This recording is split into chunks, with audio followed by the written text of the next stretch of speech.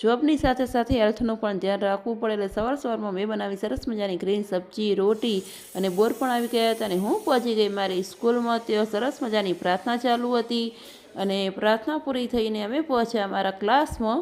ત્યાં અમે બાળકોની હાજરી પૂરી અને આજે અમારે ક્યુટ બાળકનો જન્મદિવસ હતો એટલે અમે બધા એની જન્મદિવસ એને વિશ કર્યો. અને ઠંડીનું પ્રમાણ વધારે હોવાથી અમે પહોંચી ગયા વર્ગખંડની બહાર તડકામાં. ત્યાં અમે જ્ઞાનની સાથે વિટામિન ડી પણ લીધું અને આજે મેં થોડા કમજોર જે બાળકો હતા ભણવામાં એમની જોડે જ થોડું એમને શીખવાનું આજે નક્કી કર્યું.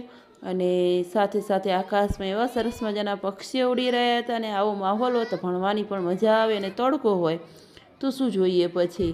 અને એવા બાળકોની મેં જોડી આજે બનાવી હતી કે એક બાળક હોશિયાર અને એક બાળકને થોડું ઘણું ઓછું વાંચતા આવડતું હોય. એટલે આજે મેં રાખ્યો હતો વાંચનનો દિવસ. તો બધા બાળકો વાંચવાનું ચાલુ કર્યું અને પછી મેં બાળકોને ગણિતના દાખલા ગણાવવાના ચાલુ કર કેમ કે હું લઉં છું પહેલું ધોરણ એટલે મારે બાળકને સાથે બેસીને ભણાવવું પડે છે. અને અમારા જીયાબેનને ભૂખ લાગી છે અને અમે પહોંચી ગયા ઘરે.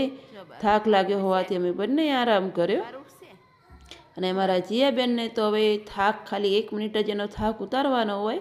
અને એ પણ જ્યારે આપણે નાના હતા ને પતંગ ઉડાડવા જેટલી માથામણ કરતા હતા ને તો મારા જીયાબેન પણ એવી માથામણ કરી રહ્યા છે. જુઓ એનાથી પતંગ ઉડતો નથી, હાથમાં ખાલી દોરીઓ જ વીંટાય છે.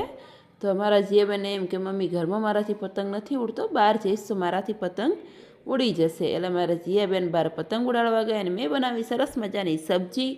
નોકરીનો થાક તો હોય છે પણ ભૂખ પણ લાગે ને તો સરસ મજાનું જુઓ કેટલું બધું ખાવાનું બનાવ્યું. ચલો તમે પણ ખાવા. Bye bye.